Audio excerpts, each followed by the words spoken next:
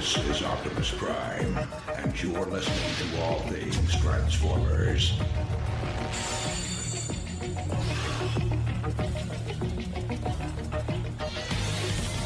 Hello, and welcome to All Things Transformers version 3.0. I'm your host, Steve Megatron Phillips, and in this episode, I'm going to be covering some of the latest in Transformers news. So, yeah. It's been a little bit of time since we last conversed, and fortunately, there's actually some Transformers stuff to talk about. And on the second half of the show, we're going to be talking about kind of quasi Theft of the Golden Disc, as well as Beast Wars 2nd and Neo, and what we kind of hope to learn and talk about as that progresses. And so yeah, how have you guys been on this adventure into Transformers? What's been motivating you, and what have you guys been looking forward to? I noticed this past week we actually got some kind of cool Transformers stuff. And when I say that, I mean on the new series. But before we get into that, we're going to get into some listener comments. Brad Mall says in reply to the top 5 Transformers, which I brought up in the last episode, his, in no particular order, he says, are Megatron, Dinobot, Depth Charge, Rhinox, and Primal, which are all good choices. And he says, oh, Beast Unleashed 2 sounds fun. And my reply was, glad you think so. So this starts, obviously, on this episode with Theft of the Golden Disc, which we kind of gloss over it a little bit. There really wasn't much to talk about in that realm because it's been done on the Beast Unleashed at one point. But we kind of talked about it a little bit, and I kind of cleared up the little bit of the misconceptions of what transpired between the prelude of Theft of the Golden Disc and the actual Theft of the Golden Disc, which essentially both of them are the same video. It's just that one was kind of a teaser before they used it for BotCon purposes, and the other one was more polished and refined and a little bit altered story. And kind of skipping over some of the stuff that was in the prelude.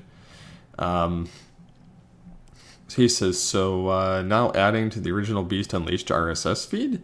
No, I'm going to keep it on this feed because I don't really see the need in adding it to that. Now, if enough people ask me to put it on the original Beast Unleashed feed, I may separate those parts of the episodes of this show and kind of repackage it and put it over there.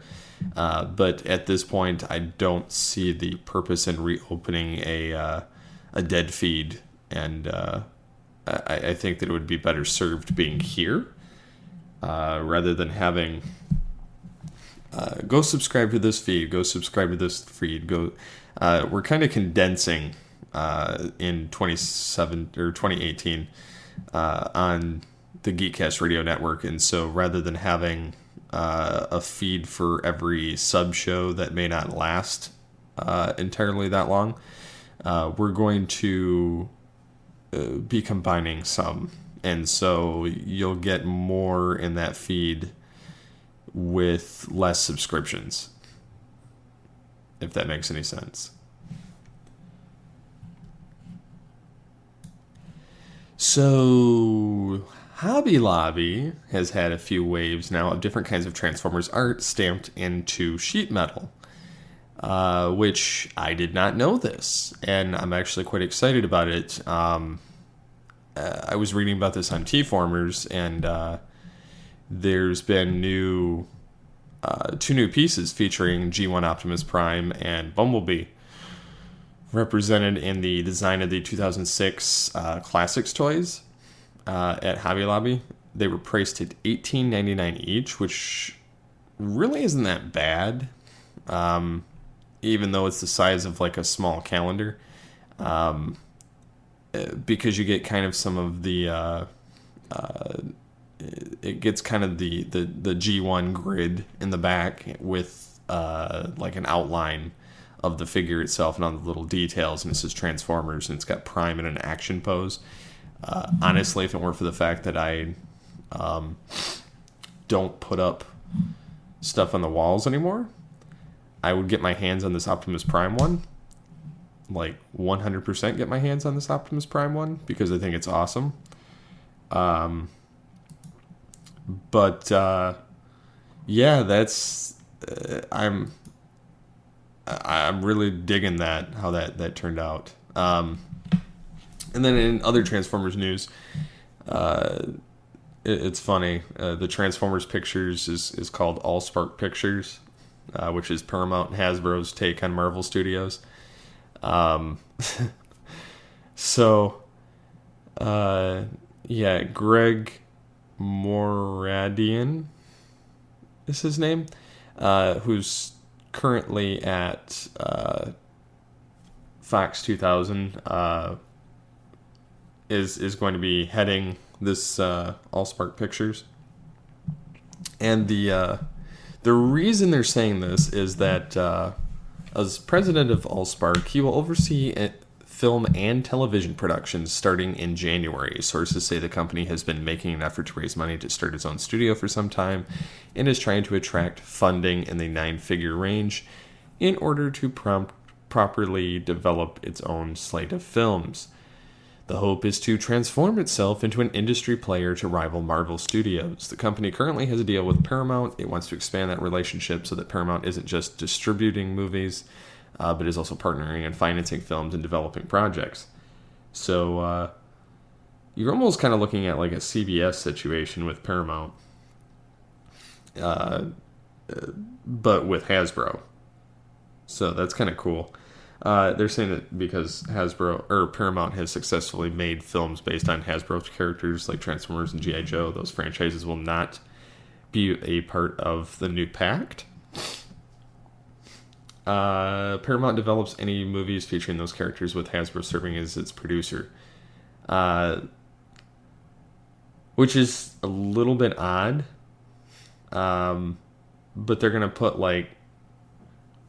I don't even know how that's going to work. Because there's like a combined Paramount Allspark Pictures logo that's like on this, and I'm kind of confused what they think is going to rival Marvel if they don't put Transformers and G.I. Joe in there. I almost see that if they're going to do that, they need to do like almost what they're doing at IDW, having the like ROM, Mask, G.I. Joe, Transformers, like all these different, and My Little Pony could be its own planet even, or, I'm wondering how that would play out, because without those properties, there's really nothing there, but I guess time will tell. And yeah, John Cena confirmed Sector 7 role, blah, blah, blah. There's a multitude of Transformers comics. The only one that looks remotely cool on the cover is the Hasbro comic book event of First Strike Optimus Prime, which has almost like a G.I. Joe look to it, but it's got Optimus Prime and like a kind of a weird cover where it's supposed to be Prime and RC defending the homeland of Cybertron, caught in the middle of a human Transformers team known as the Revolutionaries. I don't follow the comics all that much, so I don't know that much. But Transformers Cyberverse looks to be interesting. There's been a first image of the new show and some details on what the series will involve. And it's got a picture of Bumblebee, which looks like they mixed G1 with the Robots in Disguise cartoon aesthetic with animated. It's a really weird amalgamation between the three. But they're also saying that, one, noses are back. After 10 years of Transformers lacking noses in Transformers Animated, Transformers Prime, and Robots in Disguise, the facial features that giant alien machines from space had no real need are back. The artwork gives us our first look at Transformers Cyberverse versions of the main cast, Bumblebee appearing as a synthesis of his G1 and IDW ongoing design, with the classic chest detail from the front of the car and door wings on shoulders. Black stripes on the chest suggest the vehicle mode will be taking cues from the movie or possibly Transformers Prime Bumblebee. Next to Bumblebee is Wingblade, who looks basically like the Combiner Wars, using the coloration of Windblade toy that was released for RID last year. And Optimus Prime is shown in the background. All you get is a mugshot of him, and he's sporting a full face, implying that the faceplate will only come out in battle. However, the squared look of the head is also G1 derivative, and typically longer and more angular. It's sidestepping the Transformers Prime and all those other aesthetics. It looks very like IDW comic-wise. So I'm in favor of these design changes.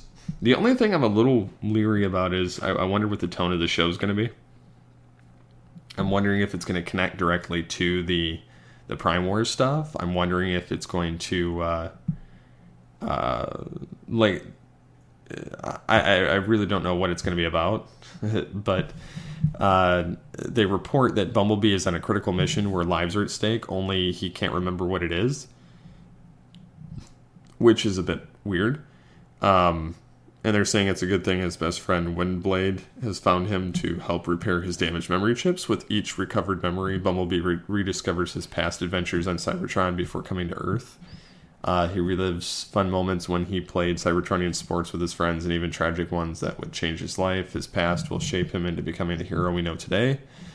As each memory is repaired, another clue comes to light that will lead them both to complete their shared mission to save the friends and Earth. However, the Decepticons are hot on their heels, and time is running out. So it's another Bumblebee-centric series. Yeah, Windblade is now his best friend. It's a new continuity. His recovering memories is interesting, but I don't know. It's obviously going to be very episodic, and those two are going to be kind of hand in hand with humans and regaining memories and whatnot. But I don't know how this is going to turn out. They're saying that it might have a resolution by the end of the first season of his memory stuff, and there's supposed to be another full-scale confrontation between Bumblebee's band of allies and the pursuing Decepticons. I'm wondering if they're going to get Will Friedle to do it again, because he's kind of their go-to anymore, which I'm fine with, but I guess we'll see. It's uncertain if Peter Cullen's returning as Prime, so we'll see. But the Transformers Cyberverse image, it looks interesting. I like that it's a little bit more polished than RID. It's got more of an animated look to it than RID, but it very much looks like it could be in that same design aesthetic and colored palette. So it's being developed by Boulder Media in association with Hasbro Studios and is due to air in 2018. So I guess we'll just have to kind of wait and see what happens. But I have no idea what they're going to do with this if those two are supposed to carry the show. I don't have a clue. So yeah, I guess stay tuned for that. So without further ado, I'm going to hand it over to my co-host of The Beast Unleashed Part 2 with myself, and we'll be back after this quick break with Theft of the Golden Disc and some thoughts on Beast Wars 2 and Neo. Hello, and welcome to All Things Transformers version 3.0. This is the Dinobot film. No, that's wrong. It's supposed to be Megatron that leads, not Dinobot. Oh, Rastaner was confused. Where's Bossbot? Ah, yes. So, if you're hearing this, that means that we are on the Beast Unleashed Part 2. And so, joining me in this endeavor into the kind of going over the Theft of the Golden Disc again, although with a little bit different perspective this time, and eventually covering BW's second and Neo, I have joining me... Draconis. Yes, Draconis. Ah, yes.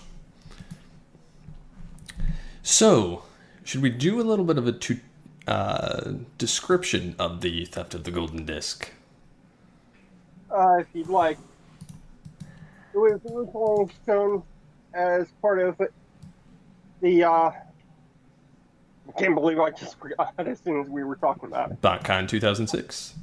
On 2006 to basically tell what happened, how Megatron got the Golden Disc, how the team that he had formed, and who actually informed him of the Golden Disc. A newer character called Cryotech, which, based on the toy, was a repaint of Dragon Megatron. Yeah, basically. That's and it was an interesting character, but it kind of gives you how the nuances came later on for Megatron's character persona. And you also get to see his lackeys showing up for the first time. As well as a couple of newer characters also in it. A character named Dirge and... where is it? Backslash. Yeah, Backslash on Team Alpha. And Buzzbomb. All of which don't last very long. To say the Buzzbomb, I least. didn't even know was there because he didn't even get a voice role. But the interesting part is that this starts out with Cryotech kind of glossing over. I mean, first you get the prelude, which has basically a breakdown of how they get the Voyager space probe version of the Golden Disc. And then there's the alien Golden Disc. Which is actually separated into two separate parts, where Megatron set up a secondary team. Well, three teams, actually, if you think about it. One team to retrieve the Nemesis, his ship. One team to take out the power, and his team, which consisted of him and Dinobot, plus one other. Couldn't really tell who the third was. Now, what I will say about the difference between the Theft of the Golden Disc Part 1 and 2 and the preload, however, is that, which may be a little bit of the same thing, because the prelude was made prior to their using it for the convention. As a kind of a way to kind of give a little bit of the story, but at the same time, it's not... the prelude's not really 100% canon, even though it kind of lays the backdrop, because of the fact that the Voyager probe Golden Disc is the only one that actually is on Cybertron, and the other one is actually on prehistoric Earth, because Inferno discovers it. I thought that they had both, because remember at one point, Dinobot brought one of the discs with him? He did that after Season 2 began. This was found in Season 1, though. Okay. The Vok Golden Disc was discovered in a pillar on Before the Storm. Oh, okay. with Inferno.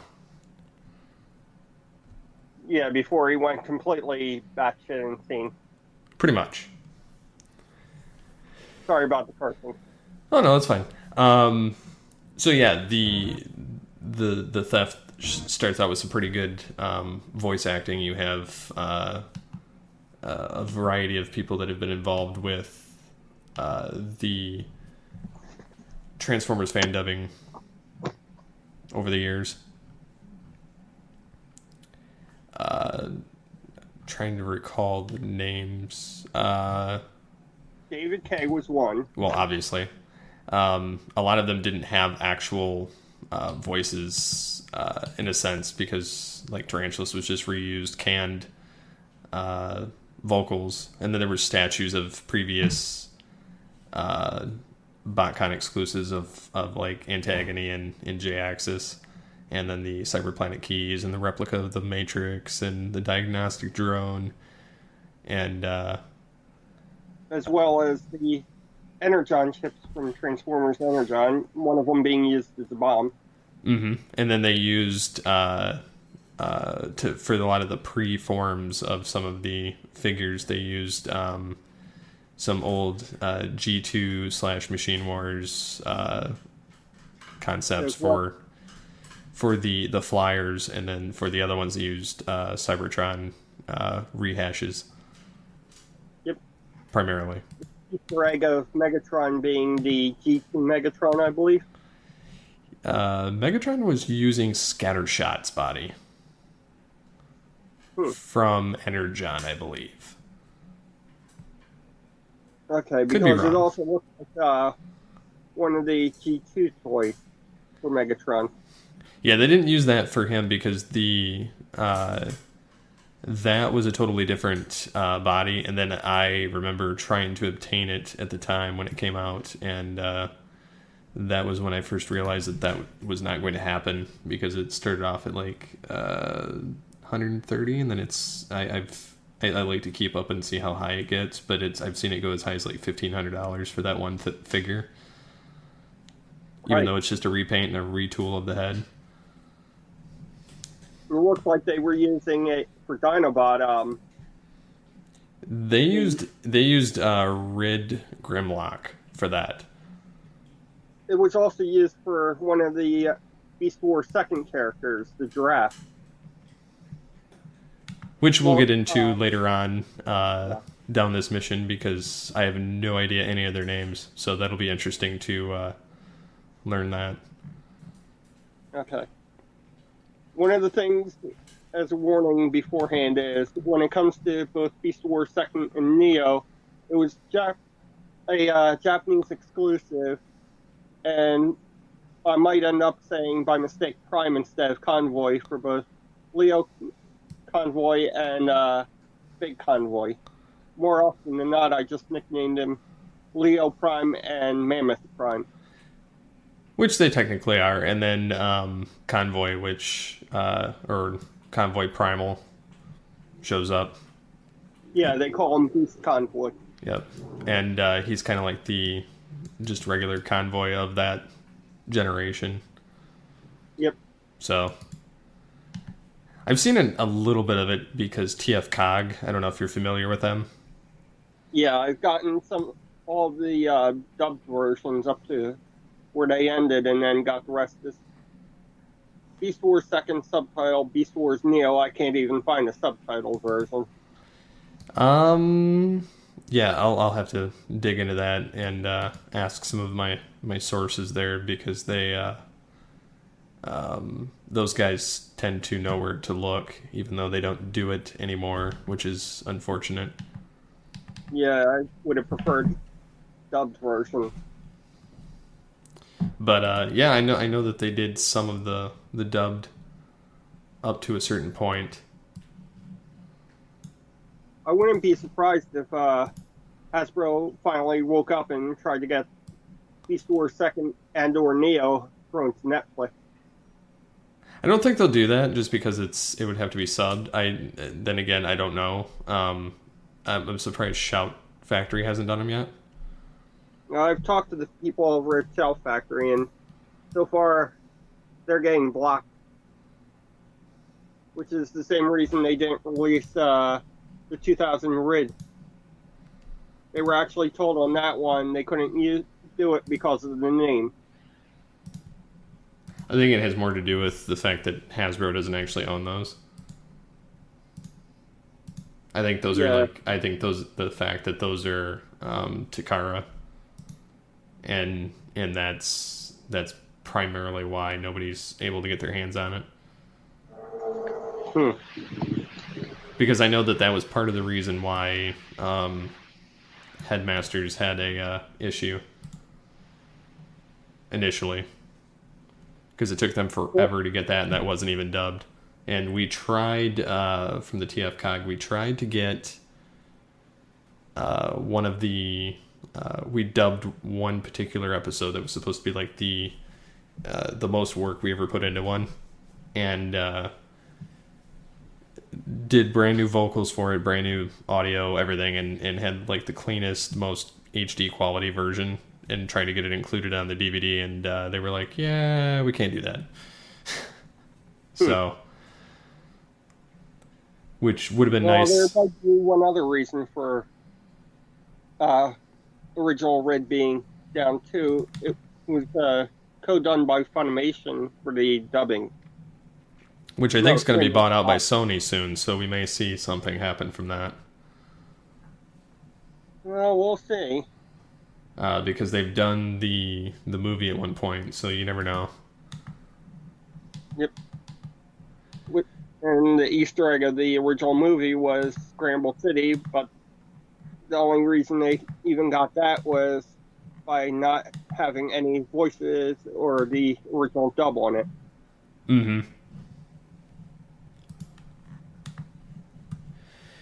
So yeah, going back to the theft of the golden disc, it kind of obviously sets up the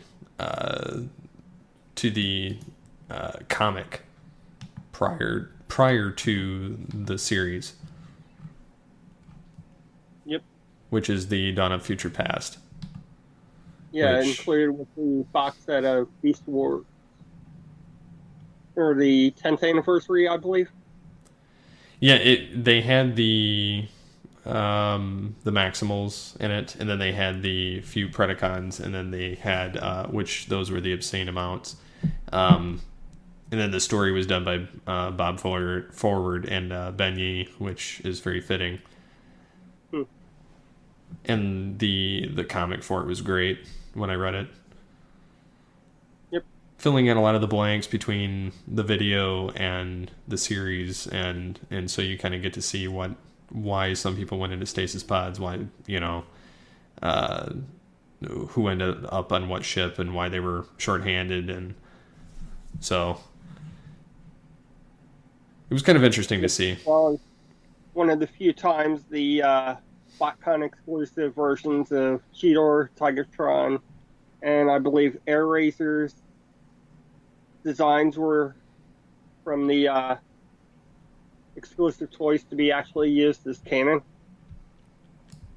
Yeah, and it was kind of cool to see them actually have their, for the ones that they showed somewhat in the very first, like 3 to 4 minutes of this series, that you get to see their pre-beast form.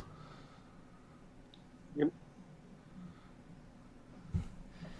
And you get to see how the ships got their names and whatnot, and where Protoform X came from, and in the comic, of course. Yep. So. And all then I can think with hearing about Protoform X's experiments was an old joke about Frankenstein.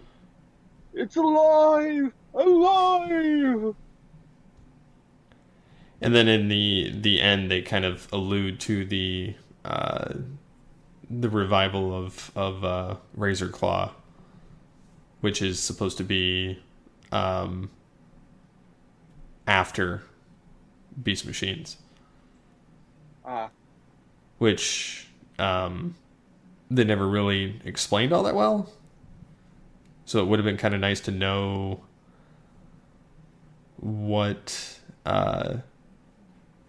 What happened after that point? It was probably because the original plans were that it was supposed to be a series after Beast Machines called Trans Tech. I believe that was supposed to be actually what Beast Machines was.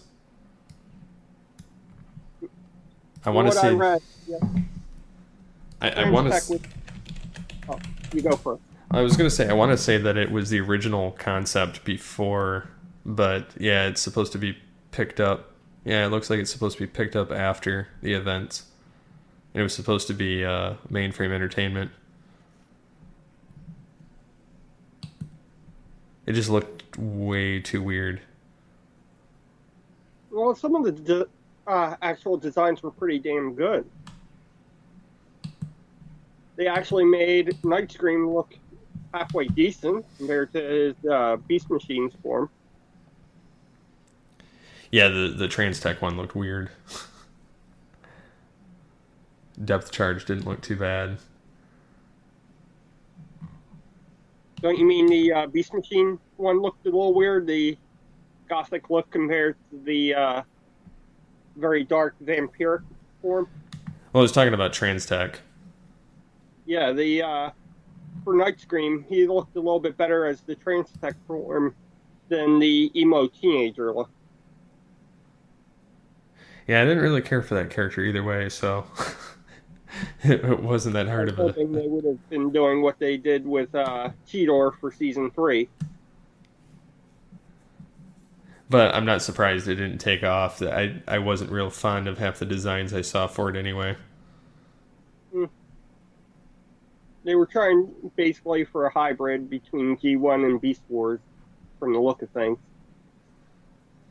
Which is why after that they stopped and went with bringing Red over. Yep. But yeah, I don't know. I think that going through the other series, I think we'll find a little bit more of other things going on during the modern day of that universe of what's going on pre Beast Machine. Up to a point. Up to a I've point. watched Beast Wars 2nd and Beast Wars Neo, and it seems to flesh out some of it, including showing who leads Cybertron, but most of the events take place in a kind of weird timeline. Supposedly, the events of Beast Wars 2nd take place within a year after the Season 1 Beast Wars, with the Neo taking place immediately after the end of Beast Wars 2nd. Which is interesting. The only exposure I've had to some of these characters aside from TFCog is the limited edition run on IDW of the comic run. What about the other comic? Not the IDW, the one before it. Dreamwave? Yeah, I know they did the Beast Wars one where they were trying to cross over Beast Wars 2nd with the original Beast Wars a couple of times. Are you talking about The Gathering?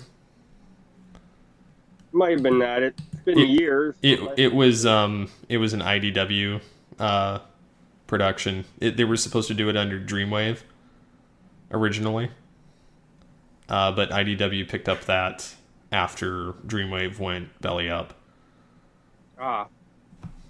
Because that's the only comics of those I still have left. But I liked the graphics in them and the story. They were actually pretty good. And then it kind of leads right up into Beast Machines. Well, it's kind of different, but interesting. Yep. That So being played by all Transformers Beast Wars. So what are you hoping to see in as we progress through the series? For one, the character development and what the Maximals as well as the newer Predacons have on thoughts of what their missing comrades, a little bit more showing of what possibly would link Rid and the Beast Wars era into the G1. A little bit of uniqueness for art styles for comparing and contrast of some of the characters that the names nowadays are being introduced in newer series. Such as this will be the first appearance of Megatronus.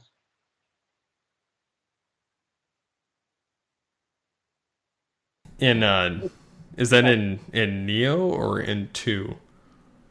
Beast Wars 2nd had Galvatron and Megatronus. Interesting. Wasn't his name Megastorm?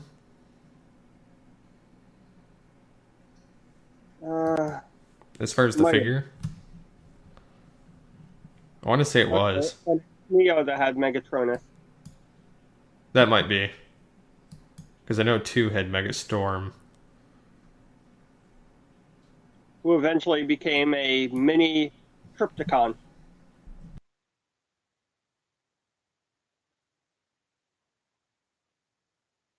But yeah, I'm kind of looking forward to seeing what kind of transpires with those and listening to the dubs as far as they go anyway.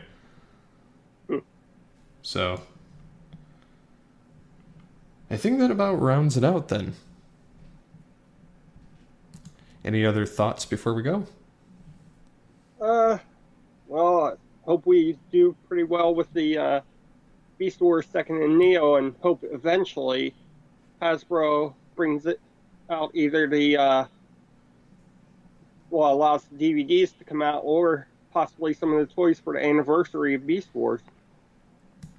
I'll have to do some digging into that and see. I have a few contacts I might be able to fish that information from. I know they did release some of the characters in both Beast Wars and actually, I know several of them were released because they just renamed them. The Insecticon trio and the Mega Team with Leo Jr. were both released, I know, in Beast Wars. Sounds good. So, that rounds out this clip. We hope you enjoyed this, and until next time, transform and roll out.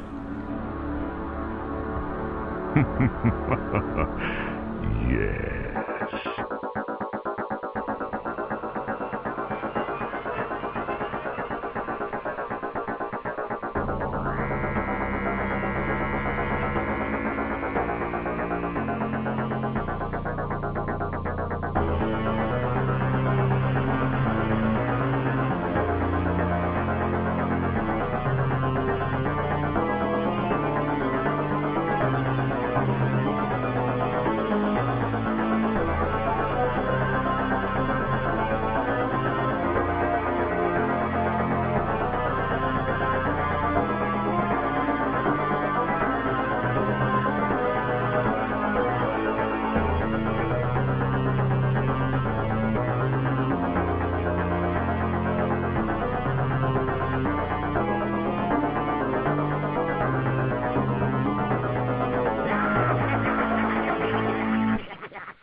I wish to speak to my lawyer.